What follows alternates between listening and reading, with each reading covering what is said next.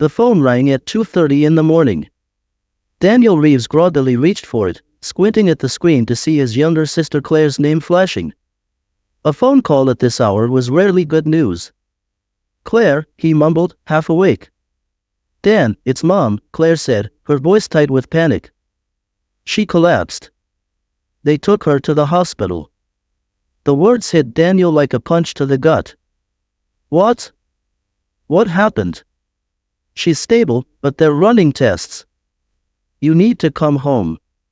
Her voice cracked, and Daniel knew she was barely holding it together.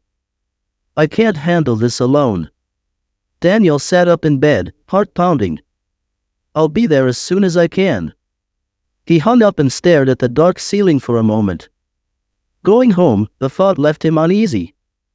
It had been 2 years since he last set foot in the house where he and Claire had grown up, and longer still since he had seen their father. The distance between Daniel and his family wasn't just physical, it was emotional, built on years of unresolved tension and unspoken grievances. But now wasn't the time to dwell on the past. He had to go home. The town of Milford was just as Daniel remembered it, with its familiar winding streets, small shops, and quiet neighborhoods.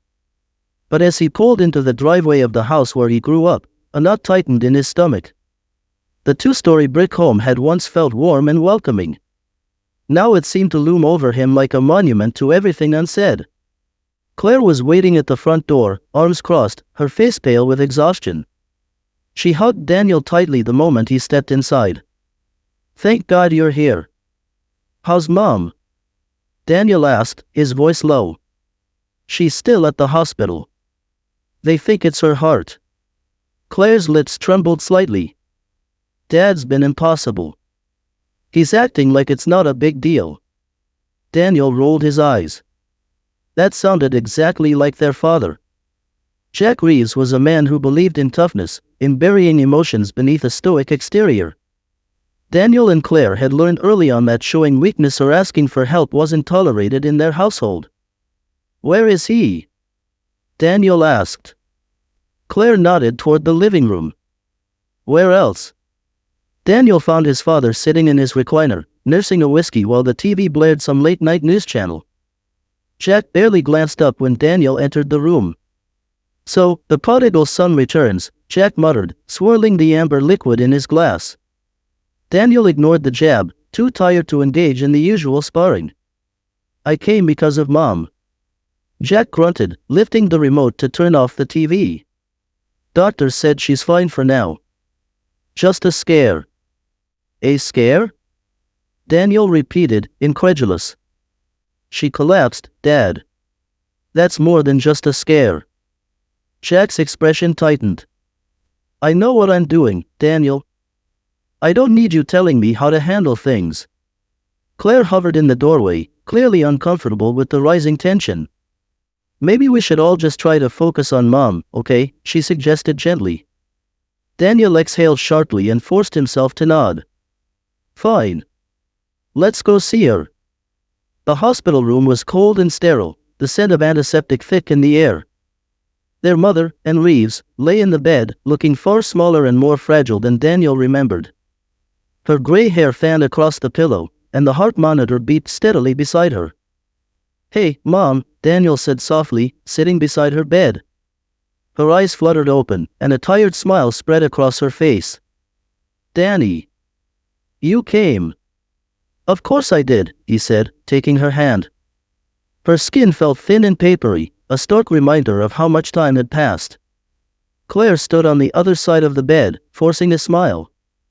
"The doctors say you'll be fine, but you need to rest." And gave a weak laugh. "Rest? I never was good at that." Jack stood stiffly in the corner, arms crossed. He hadn't said much since they arrived, but the tension in his posture was palpable.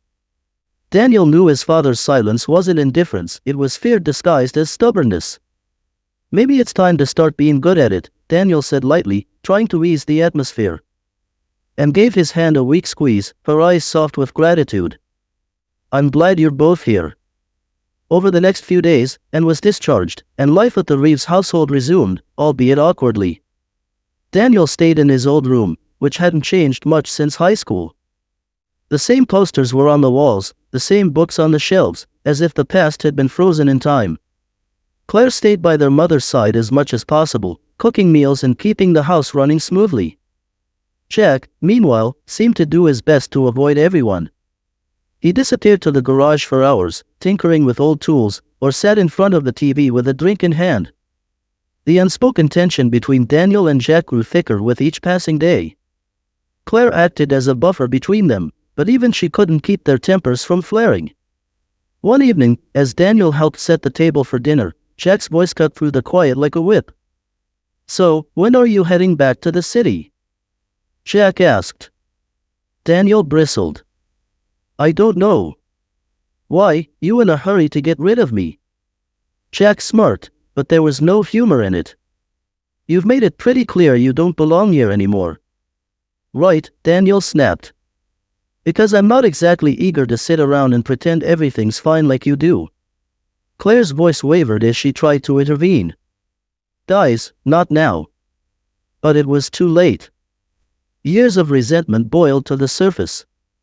"You always thought you were too good for this place," Jack growled. "Too good for us." "No, Dad," Daniel shot back, his voice filled with anger. "I just got tired of living in a house where no one talks about anything real." The words hung in the air like a bomb waiting to explode. Later that night, Daniel found himself sitting on the porch, staring at the stars. He heard the screen door creak open, and Claire slipped outside, sitting beside him. "You okay?" she asked quietly. Daniel shook his head. "I don't know how to talk to him, Claire." "I don't think I ever did." Claire sighed, resting her head on his shoulder. "Dad's complicated. But he does love us. He just doesn't know how to show it." Daniel clenched his fists, frustration bubbling inside him. "It shouldn't be this hard." "No, it shouldn't," Claire agreed. "But that's family, right? Messy, difficult, and impossible to walk away from." The following morning, Jack surprised everyone by making coffee and setting out breakfast. It was a small gesture, but in their family, it felt monumental. Daniel hesitated before sitting at the table. "Thanks, Dad." Jack gave a curt nod, pouring himself a cup of coffee. "I'm not good at seeing things, you know." "Never have been." Daniel swallowed hard. "Yeah. I know." Jack looked at him, his expression softening slightly. "I just didn't want to lose you, too." And just like that, the walls between them began to crumble.